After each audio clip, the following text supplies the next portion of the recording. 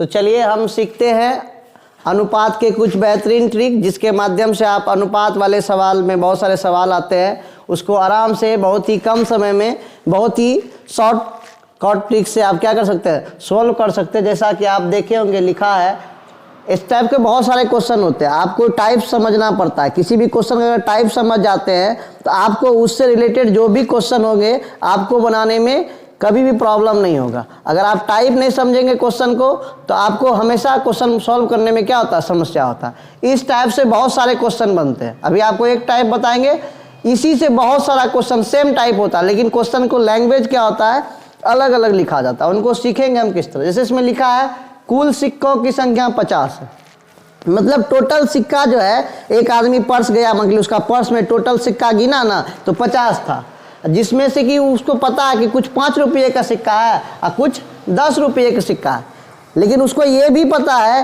कि यह जो है कि संख्या में मतलब रुपया जो है उसके पास 340 रुपया है।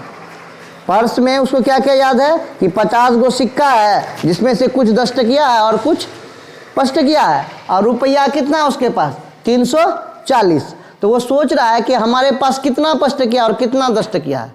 तो ऐसा क्वेश्चन आपको आता है, ऐसा पूछा जाएगा कि कुल सिक्कों की संख्या 50 है, जिसमें से कुछ 5 रुपये के सिक्के हैं तथा कुछ 10 रुपये के सिक्के हैं, तथा कुल मूल्य 340 है। तो बताइए कि इसमें कितने 5 रुपये के सिक्के हैं तथा कितने 10 रुपये के सिक्के हैं। इससे बहुत सारे क्वेश्चन इस टाइप का आते हैं। इसको बनाने का बेहतरीन ट्रिक है, सबसे पहले आप एकदम ईजी वे में सीखिए। 50 गो सिक्का है, तो यहाँ आप मान लीजिए ये 5 रुपया का सिक्का है, इधर मान लीजिए 10 रुपये का सिक्का। एकदम बेहतरीन ट्रिक बताएगा आपको, 1 सेकंड में आप बना लीजिएगा बहुत आराम से। 5 रुपये के सिक्के के तो मान लेंगे 50 गो 5 रुपये का सिक्का है, तो टोटल कितना हो जाएगा, 50 गुना 5 करेंगे तो कितना हो जाएगा 250 रुपया मान लेंगे। और टोटल मान लेंगे कि 50 को 10 रुपया वाला ही है, तो टोटल कितना रुपया हो जाएगा 500 रुपया। लेकिन बोला है रुपया है उसके पास कितना, तो बोल रहा है उसके पास है रुपया 340। तो ये क्रॉस घटा देना हमको, क्रॉस घटाएंगे 500 में घट जाएगा 340, तो कितना बच जाएगा 160, और 250 250 में घटेगा 340, तो कितना बचेगा। किधर से भी आप घटा सकते, क्योंकि माइनस में अनुपात देता है, या तो इधर से घटा दीजिए इसमें या इधर से घटाना है। सिर्फ ये फोकस करना है कि हमको घटाना है। तो घटाएंगे यहाँ 50, यहाँ हो जाएगा 40, तो क्या हो जाएगा 90। दोनों को काट देंगे तो मेरा ये निकल जाएगा 16:19, अर्थात हमारे पास 16 अगर 5 टकिया है तो 9 गो क्या है 10 टकिया है।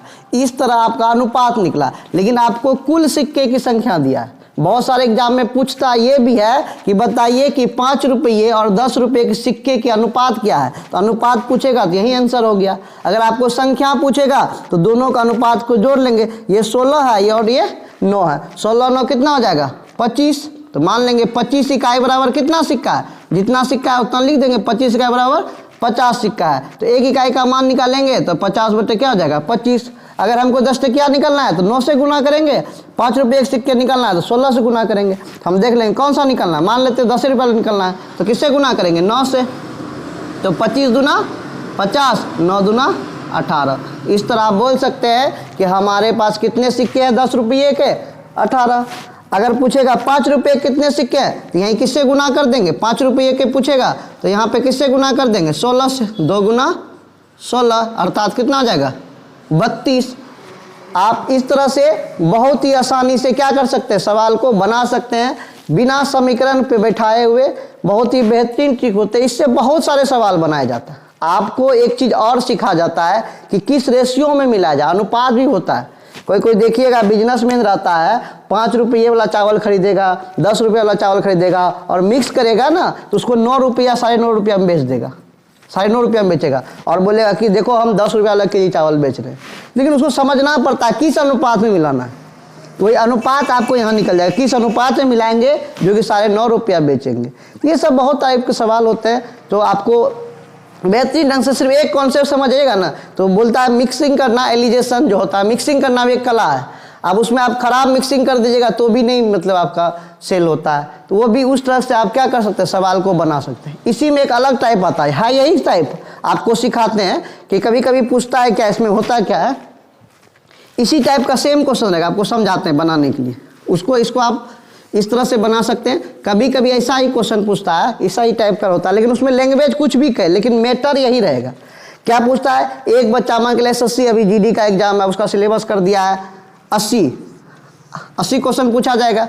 तो मान के लिए क्वेश्चन टोटल है 80, और मान के लिए एक क्वेश्चन सही बनाएगा तो उसको मिलेगा कितना, 2 मार्क्स। सही पे इसको कितना मार्क्स मिल रहा है, 2 मार्क्स, और नेगेटिव मार रहा है तो कितना मार्क्स मिल रहा है उसको, 0.5, मतलब आधा नंबर क्या हो रहा है, कट रहा है। और एक बच्चा परीक्षा दिया 80 नंबर का तो प्रश्न था, 2 नंबर मिलता उसको, लेकिन परीक्षा दिया और उसको एग्जाम में आया कितना, 100 नंबर मान के लिए आया, या जो भी उसको समझ सकते 100 ही नंबर मान के चले, समझे। उसके पास कितना नंबर आया, 100 नंबर आया।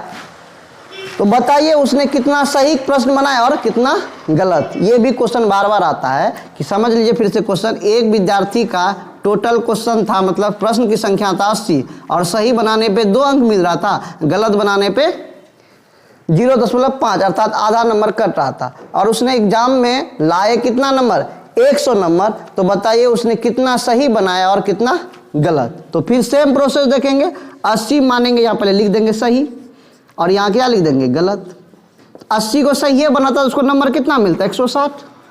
80 को गलत ही बना लेता तो क्या होता है, उसको -40 नंबर मिल जाता है ना, क्योंकि नंबर उसका माइनस होता है 40 नंबर। लेकिन लाया कितना है जी, मिक्स करके आया उसके पास कितना जी, 100 नंबर, यही घटा देंगे। तो यहाँ पहले से -40 है, -40 में -100 करेंगे तो क्या हो जाएगा, 140, और 160 में जब 100 घटाएंगे तो क्या हो जाएगा, आपका क्या आ जाएगा, 60। देखिए 160 में क्या घटाएगा, 100, तो आपका क्या आ जाएगा, 60। तो इस तरह माइनस कटा दीजिएगा, यहाँ कटाएगा तो क्या हो जाएगा, 7, यहाँ कटाएगा तो क्या हो जाएगा, 3। अर्थात उसने सही कितना बनाता था, 7, तो गलत कितना बनाता था, 3। तो ये रेशियो आता, जब भी क्या आता, ये रेशियो। तो अब सही प्रश्न पूछे और गलत प्रश्न पूछे तो आप आराम से बना सकते, इसमें कोई दिक्कत नहीं होगा। आप डायरेक्ट देखिएगा 7 सही है 3 गलत, तो दोनों मिला के कितना हुआ, 10। तो 10 इकाई बराबर कितना हुआ, मान के चलिए 80।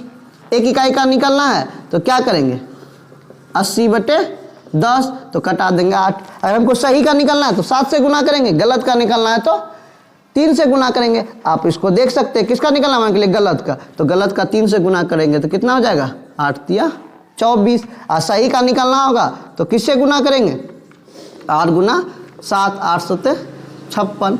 अर्थात उस विद्यार्थी ने परीक्षा में कितना सही बनाया था, 56, और गलत कितना बनाया था, 24। अगर आप इसको प्रूव करना चाहते हैं तो प्रूव भी कर सकते हैं। आपको बताया थे ना, सही पे 2 अंक मिलता था, 56 को सही बनाया था ना, उसको मिलना चाहिए कितना अंक जी, 6 दूना 12, 15 10 1 11, 112 अंक मिलना था। लेकिन उसने गलत भी तो बना लिया 24, तो एक गलत पे आधा नंबर, तो 24 गलत पे कितना नंबर मिल जाएगा उसको, कट जाएगा 12 नंबर। तो देखिए इसमें 12 घटा देंगे तो क्या हो जाएगा उसका, 100। तो आप इस तरह से प्रूव भी कर लिए, कितने बेहतरीन ढंग से आप क्या कर सकते हैं, सॉल्व कर सकते हैं। बहुत सारा सवाल इससे होता है, इसमें बहुत सारे सवाल बनते हैं। इस पर ऐसा भी सवाल आता है, एक मजदूर को 30 दिन के लिए काम पे रखा गया और बोला अगर काम कीजिएगा तो आपको 50 रुपये मिलेंगे, अगर जिस दिन काम नहीं कीजिएगा तो आपको 5 रुपये जुर्माना दिया जाएगा, जुर्माना लग जाएगा। और वह मजदूर 30 दिन तक काम करता है और उसे मान के लिए 1000 रुपये मिलते हैं। तो बताइए उसने कितने दिन काम किए, कितने दिन नहीं।